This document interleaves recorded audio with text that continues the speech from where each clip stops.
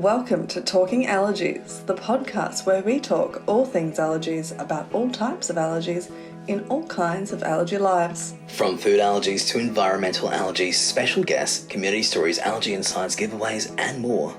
This is your allergy podcast for all things allergies. Hi, Melrick. Hi, Grace, and welcome to another episode of Talking Allergies. And today we're going to be talking about selecting products when you have allergies. Selecting products can have unique challenges, particularly when you're looking at different types of allergies as well. Yeah, and it's not just about selecting products if you have allergies, but also selecting products if you've got a child or if you've got a friend or a family member that has allergies and you're looking out for them. Definitely. And knowing how to select those products too. There's definitely checks and procedures that you can do to see how you can actually do it the best way. If we look at the allergy groups, say take food allergies, for example, you might be selecting products for cooking. There could be skin and body care products, products for the home. It could even be eco-friendly products. These are all products that could potentially have your allergen, and you've got to look at how you avoid selecting products that have those allergens. It's really important to check. So depending on what the product is and how it's actually produced too. So if it's produced in the same manufacturer, or knowing what your reaction is to and what your tolerance is. Yeah, and one really good thing to sort of remember as well is that the product that you might have had previously that was safe could have had changes made. So if it's been something that you haven't got on a regular basis, just make sure you recheck. It's okay to do so. Asking those questions, we all do it. It's an important step just to make sure that we alleviate any risks for ourselves, but also for others if we're looking after them. You brought up one that is near and dear to my heart, where you find a product that you love for years and then they change the manufacturing. I have a love of chocolate bullets, and so I went into the store and went, I'll just pick up my favourite one. And because I was doing those checks every single time, I realised they've actually added tree nuts into the actual product. And so it was now an unsafe product for me to have. But I wouldn't have known that if I hadn't have checked the pack. It's so important to do that check again, and it might add a little bit more time to your routine, but it's an extra step that prevents even more time from the reaction that could happen from it. Another allergy group that with products that look at reducing risks and avoiding those allergens include environmental allergies. So, you're looking at like sleeping products, home products, even air circulation products. How does that reduce risks? How does that avoid your allergens? Environmental allergies is so important to make sure that your home is free of the allergens, or trying to reduce the allergens in your home, or where you spend the majority of your life too. Yeah, and look at hypoallergenic products are quite helpful with that, but also you can look at products that, like cleaning products and so forth, that can mitigate, I guess, some of the, when it comes to things like dust mites, for instance, how much of it collects on the surfaces, and looking at how you can find ways to continue your home lifestyle without having the impacts of such allergens in it. Yeah, you have to look at all the different aspects of it and having a routine around it too. Yeah, and it applies for other allergies. So when it comes to products, like for example, you've got latex allergies. So if people have latex allergies, there are a lot of products that have latex, from latex gloves, balloons, a lot of toys if there's kids, of course, sexual health and preventative products as well. Nickel allergies, and I know, Grace, you've got a nickel allergy, so you really have to look at what products could have nickel in it. And even medications with drug allergies, and these are just some of the allergy groups that we're talking about. It is all about trying to see where could my allergen be found and how do I avoid it. Products are made of so many different aspects too. So looking at what the product's actually made of, no matter whether you think that it will or won't contain it, is really important. Grace, I guess maybe we should share a little bit of our own recent experiences with products and selecting products in relation to our allergies. Have you found any products recently that have been helpful for you? Yeah, so to go back to the licorice bullet example, I actually found that even though the licorice bullets that I would usually have had my allergens in it, I actually went further down the aisle and checked at the licorice twists. So the licorice twists, had licorice with chocolate on top and were a little bit bigger, but they actually were free of my allergen and we were pretty similar. So I've got to say, they're my favourite at the moment. So from bullets to twists. Yeah, same aisle, just a little bit further down, but I really did have to check every single back of the pack. But I'm so glad I found them. Is there any products, Melrick, that you have found recently?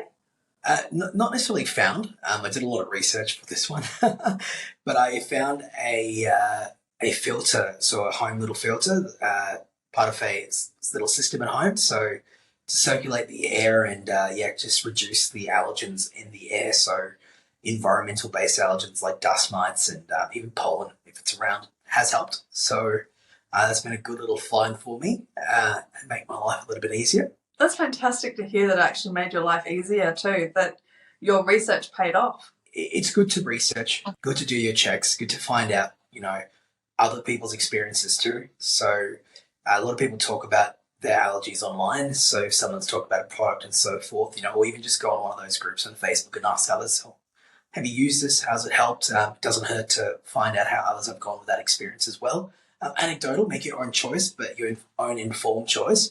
But it's good to find out what others have done. And I did that. I asked a few other people about it and they had positive experiences. And I thought, huh. And look, selecting products for me is a lot of research, but I know others do their own sort of steps in selecting products. How do you select products when you sort of going by that decision process, Grace? How I go about finding products is if I'm looking at the food product or if it's another product, is I'll always check the back of the pack. If it's in a pack, I'll check the back to see whether it's got my allergen in it or the allergen in a scientific name. Sometimes if it's a skincare product, it will have it in a scientific name instead of the other names. And so it's really important to look at the back of the pack first before when you buy it, and then when you take it home to double check, and then before you use it. Yeah, that's a great way to go about it. So, and look, I'm interested to know about how other people also go by their own checks. I'm sure we all have our own unique ways of checking for allergens, depending on what allergies we have, because it all brings unique challenges if you've got one or multiple allergies, and if it's for yourself or on behalf of other people. Which brings us to our next topic of discussion, which is about how people that don't have allergies can help others with allergies select products. It's a really important topic. I get asked all the time, yes, I find out about your allergies, but how do I actually help you or how do I go about it? Yeah, and it's not just people that are, for example, selling or offering products for people in general, but also maybe it could be you're buying a gift for someone, you've got a work colleague and you have to organize a party or something. You might be trying to find products, but you're not sure. You might not be aware that there are allergies that the person has. And I think the first step with any level of awareness is to ask them. Just simply ask them. Even if you don't think they have allergies, ask them, and they may not have allergies, but they also may have allergies. And ask them about what allergies they have. Don't be specific. Don't be about don't say do you have food allergies? Do you have environmental? Just say, hey, do you have any allergies? Because they might bring up some allergies that might not be related to what you might be doing, but it could actually be present, and it could be helpful for you to help them avoid it.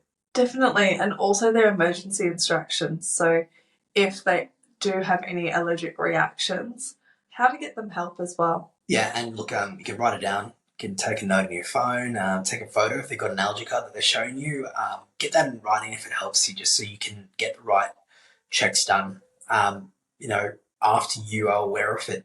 So, which does bring us to what happens once you know. So once you know that someone's got an allergy, you can check if the allergens are present and act accordingly.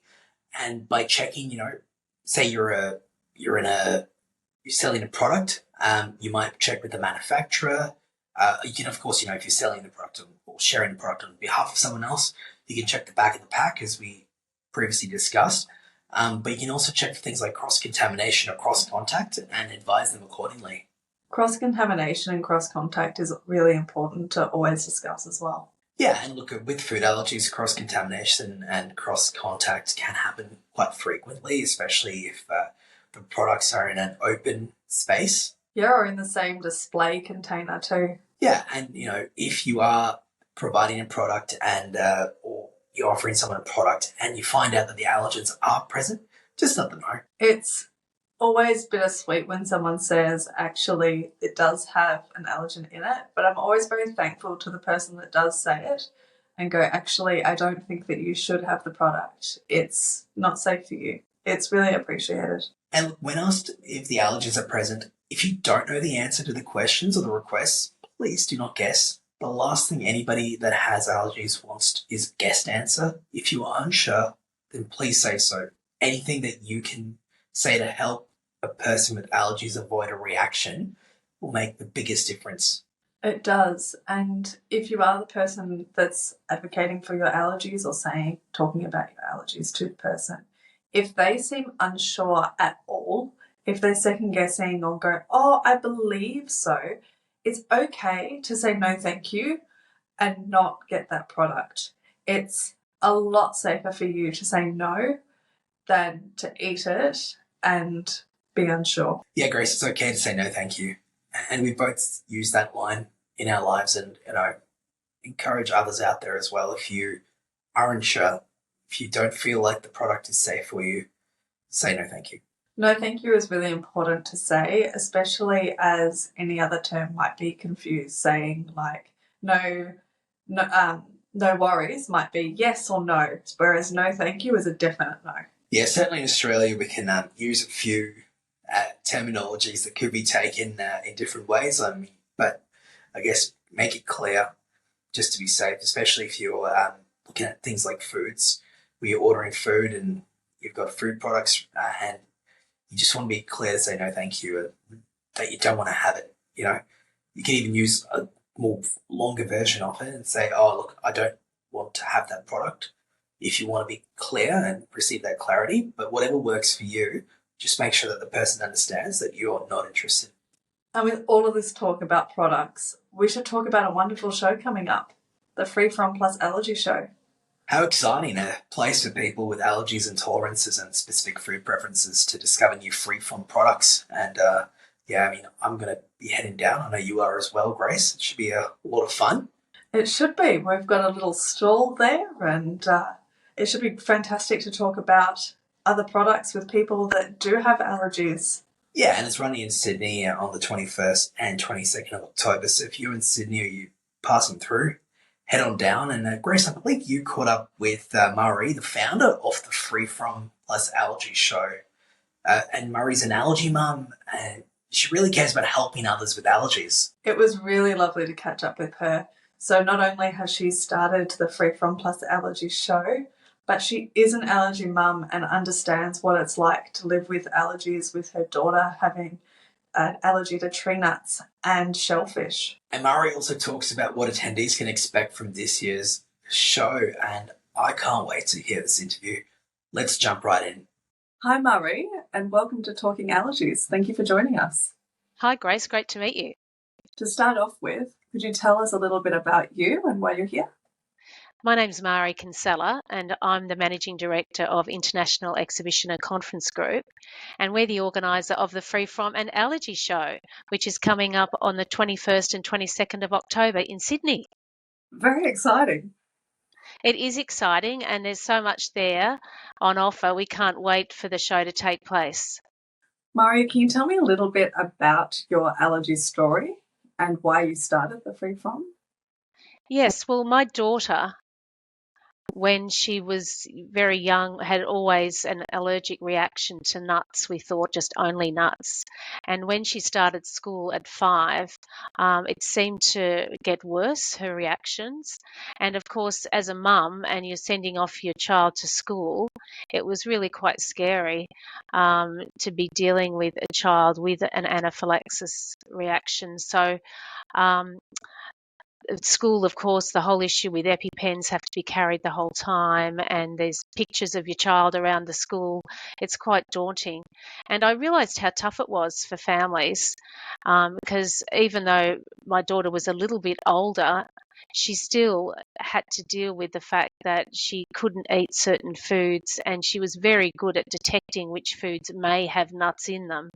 But I just found there was such a need for a greater understanding of allergic reactions out in the community that it would be great to have a show that not only had a whole range of products for a whole range of intolerances, but also a very strong educational program that we're running at the From Allergy Show. Could you touch on a little bit about that educational program?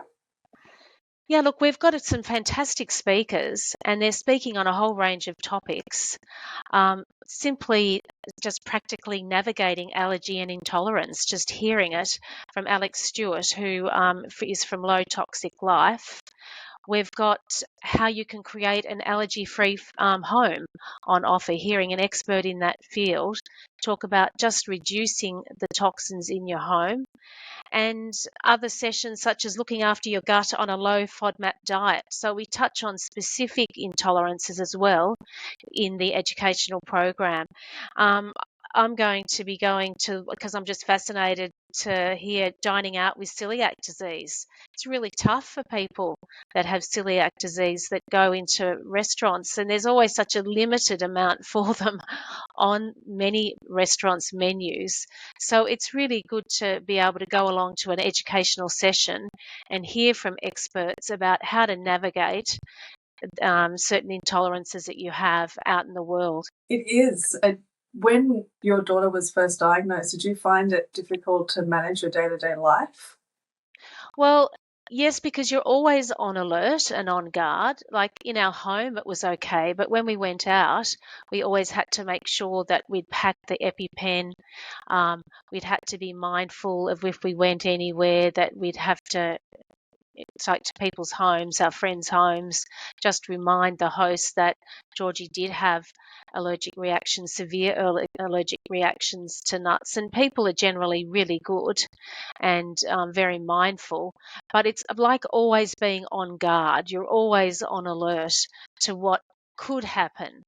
And so that's the toughest part, I think. When we were traveling, it was always particularly difficult as well. I'll never forget the time we were in Japan, and we'd just arrived early to our hotel and we couldn't access the room. So we decided to leave our luggage with reception and went out and thought, oh, we'll stop in and have something to eat. It was sort of late morning and the kids were hungry. So I explained as well as I could that my daughter has allergies to nuts and shellfish, and they assured me that it was free of nuts or shellfish, but in fact it wasn't. And my daughter had a tiny, tiny taste of it and then had a sudden allergic reaction. And we left the EpiPen in the suitcase back at the hotel. So that was really scary time. It all worked out fine in the end, but you can never drop your guard. I think that's what's really tough about being a parent with a child with an allergy or severe allergies. So I think I'm very mindful of parents that are always having to be on guard, to be caring for their children, to making sure they're protected as well as you can from them, having experiences where they could be subjected to their intolerance. So I'm very mindful of parents and how tough it is for them. I'm so thankful that you actually were able to work out a situation overseas as well, that she was okay in the end. Yes, it was, we were looking for the likes of Zyrtec, that we didn't have any Zyrtec on us. The EpiPen was at least sort of 10 minutes away. And so I'd never forget when I just charged back with my daughter back to the hotel reception to get that EpiPen, and then to try and work out buying Zyrtec in Japan was also very tough indeed as well. So it's all those extra challenges that are thrown at you as a parent that you have to deal with the child with severe allergic reactions. And we were very mindful of that in our development of the From Allergy Show, that we wanted to cover as many intolerances as we could, so that there was something there for a broad range of our community, and that there was definitely an opportunity to have learnings and to be able to come into the show. And the learning theatre is all included in the price. There's no extra charge. And these sessions run all of Saturday and all of Sunday. So there's a lot there for everyone. That's fantastic. Making sure that we're inclusive of our whole community of allergies, intolerances, and autoimmune conditions. Yes, yes. And as we know, there seems to be an increase in the amount of allergies in the community, and there's different theories as to why that is the case. So I'm also fascinated by that, like why, as we go through the years and the decades, that our intolerances are increasing, including anaphylactic reactions. So I'm not sure if it's being reported better through the hospitals, but certainly it is on the increase, which we have to be mindful of. Is there something that you've learned over the years as an allergy mum that you would like to impart on others? Yeah, look, I think it's really important to be mindful and the whole time of your child with their intolerance, but to not be overreactive as well. I've noticed that when my daughter was going for play dates at friends' houses, the reaction of people when I said, look, my daughter has severe intolerance, particularly to nuts, so can I just ask that you be mindful of the food that's being offered? And some people get really concerned and can overreact to that suggestion that they're at risk. And I had to reassure the mums and sometimes the dads, look, my daughter's pretty good. Like, can normally detect something that may have nuts in it, but can you just please be mindful of not putting anything out that does have nuts? And I think it's a matter, what I think is important is to reassure other people as well that it's okay, that my child can, work beautifully and play beautifully with other kids without this constant fear that there's going to be a nut jumping out from some of the play area. So I think it's about being mindful and not overreacting when you are communicating to others that your child has got an allergic intolerance, which is severe, but to encourage them that it's okay. It's okay. Just be mindful that you don't have to place that food out, and all will work out. It's fantastic advice. Yeah, I think sometimes it can be scary, but it's about creating an environment and making sure that the environment is as safe as possible. That's the key. And the older they get, I think sometimes it's harder. Like as a teenager, my daughter would, of course, take more risks and be sort of embarrassed to say, look, I can't eat certain foods. So I think as she got older, it became riskier rather than when she was tiny, and I could support her and make sure that mums and dads at play dates were mindful. So I think as she got older, it was more difficult in a way to manage the intolerance. So luckily, my daughter hasn't had an anaphylactic reaction because she is very good. But I also know that I'm not there the whole time to make sure the environment is safe. And that's difficult for parents. So you think that children are at greatest risk when they're much younger, but I feel they're at a greater risk as they get older into their teenage years, particularly through 14, 15 and 16, when they can be very sort of self-conscious and not wanting to be different to anyone else. So they'll sort of go along with whatever's happening. So I have to constantly reinforce to my daughter that to be mindful the whole time in any of her social situations. And that's a very important discussion to have as terms of having a child with allergies and going through the different life stages and managing it differently. Yes, exactly. And then as an adult, or she's not an adult, she's now 19, so sort of an adult, but I still need to be very protective of her wherever I can, because once again, I think it'll take to her mid-20s to really not embrace the situation, but deal fully with the situation and understand how dangerous it can be if she does have an anaphylactic reaction without having her EpiPen at arm's length. But when the girls go out in particular, it's even more difficult with teenagers when they dress up to go out. To be carrying an EpiPen can be very painful for them, but so necessary, so necessary. It is, putting it in the clutches of the handbags and making That's sure right. you've got it, and making sure that the bag can fit your EpiPen as well. That's exactly right. Exactly right indeed. As someone that runs an organisation that helps people with allergies at the Free From Allergy Show, and as an allergy mum, how have you seen the impact of allergies and intolerances on someone's life?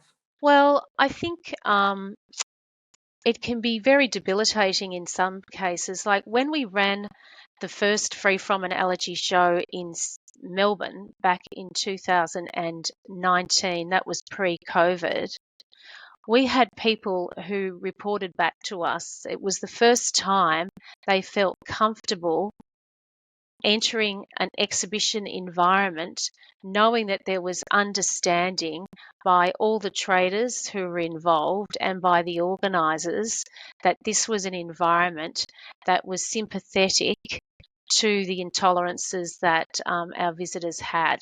And I was really surprised and delighted to be getting some of these survey results back when it was at last we can go somewhere where we feel that we can be safe as we go out and enjoy our weekend. And it made me realise how tough it can be for some people who can be very restricted. And it's not just sort of the eating of the foods themselves and can bring on the reaction. Even sometimes if the skin, that one person reported back that even if their skin has any contact with a particular item, whether it be nuts or shellfish or lactose or whatever, that they can have a really severe allergic reaction to that. So once again, someone reported back to us that they were really pleased not to see balloons at this environment because they have a very strong reaction to latex and get really concerned, and if they even see a balloon in an environment. And I just realized how difficult it can be. And this show is really about helping people having a better life. We're not saying that we can cure anyone with a particular allergy or intolerance, but we're trying to show how they can have a better life and what products are out there that they can enjoy that helps them in their daily life. That's fantastic. It is really hard to find different products that can actually assist in your day-to-day life. Yeah, and we've got this great show where everything's under the one roof. So there's everything from dairy-free, nut-free, lactose intolerant foodstuffs, vegan, organic, and look, the gluten-free, of course. So the list goes on. Plus, there's products there that help people who have asthma or eczema to help them in their daily lives, because that both asthma and eczema, of course, can be very debilitating. Has there been a moment that you've been proud of that the Free From Allergy Show has done? Look, I think the first show that we did, I was delighted with that because of, I mentioned the survey results that we were getting back, that people were relieved to, as I mentioned, to finally get into an environment where they felt safer than they had been in other entertainment environments. So I was very proud to think that, well, we've delivered an event, we've delivered something that has helped those that do have intolerances have a happy Sunday or a happy Saturday when they came to the show. So I really feel that we did very well to achieve that great level of satisfaction from those visitors that do suffer from a whole range of intolerances and could come along and enjoy the show over the 2 days. That's fantastic to hear, and I bet they felt inclusive too. Exactly, very inclusive. Where can people find out more about the Free From Allergy Show and buy tickets? Well, at the freefromandargy.com website, the tickets are on sale there, and there's discounted tickets prior to the event. So it's better to get in prior to the event and purchase your tickets, and to make sure that you've got tickets to come along than buying on site. So there's a lot of information on our Free From an Allergy website. It's a great resource because during COVID, of course, we used to run virtual Free From and Allergy expos. So we've ran a whole range of them across the years that we were all in lockdown. So there's marvellous resources there, from recipes to dietitians presenting, allergy experts presenting. So that's a great resource for all of your listeners as well, the Free From an Allergy website. But nothing beats coming face to face, of course, and meeting at the show itself. It doesn't. We will definitely be there as well on the 21st. Fantastic. That's great to hear, Grace. Thank you so much Marie for joining us on Talking Allergies, for sharing your story, and also for your involvement with the Free From Plus Allergy Show. Very much looking forward to it. Thanks, Grace. I appreciate your time today. What a wonderful interview, and it's great to see the efforts and the support that Marie is enabling through the Free From Plus Allergy Show. Thank you, Marie, for your time of coming on to Talking Allergies, and we look forward to the Free From Plus Allergy Show. You can get tickets from the Free From Allergy Show at freefromallergyshow.com, but of course all of the details and latest episodes can be found on www.allergylife.com.au/talking allergies. And we mentioned just before that we're going to be at the show. Where can people come and meet us, Grace, and say hello? Yeah, so we'll be at the stand D03. So if anyone is down looking at the show, come find us and say hi. Thank you for tuning in to another episode of Talking Allergies. We'll talk allergies again soon. Talking allergies again soon. I thought that's all we do. The discussions on Talking Allergies are here to support you or your loved one on your journey with allergies. The topics discussed here are not intended as medical instruction or as a substitute for advice by a qualified healthcare provider.